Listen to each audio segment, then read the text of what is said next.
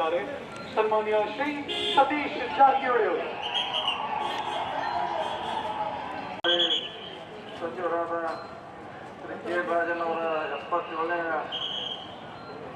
ಜನ್ಮದಿನದ ಅಮೃತ ಮಹೋತ್ಸವ, ಜೊತೆಗೆ ಡಿ ಕೆ ಶಿವಕುಮಾರ್ ಅವರೇ, ಎಲ್ಲ ಸಚಿವ ಸಹೋದರಗಳೇ, ಶಾಸಕ ಮಿತ್ರರೇ,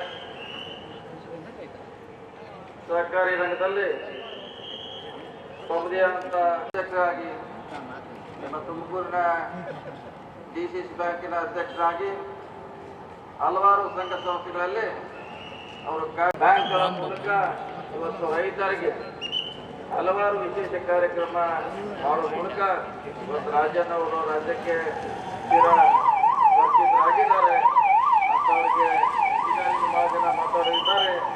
ಅದಕ್ಕಾಗಿ ಅವರಿಗೆ ಮತ್ತೊಮ್ಮೆ ಶುಭ ಕೋರೋಣ.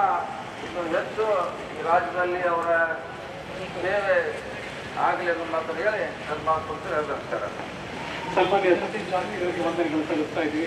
ಅವರಿಗೆ ಒಂದು ಪ್ರೀತಿಯ ಗೌರವವನ್ನು ಕೊಡಮಾಡಲಾಗುತ್ತೆ.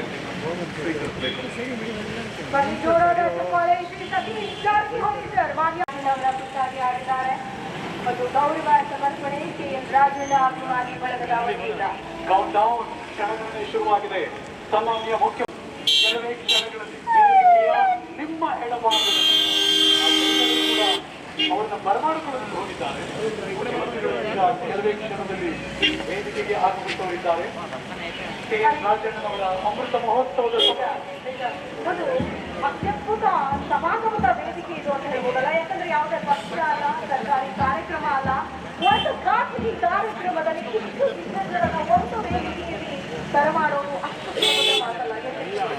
ರಾಜಕಾರಣಿಗಳು ಇದ್ದಾರೆ, ಅದನ್ನು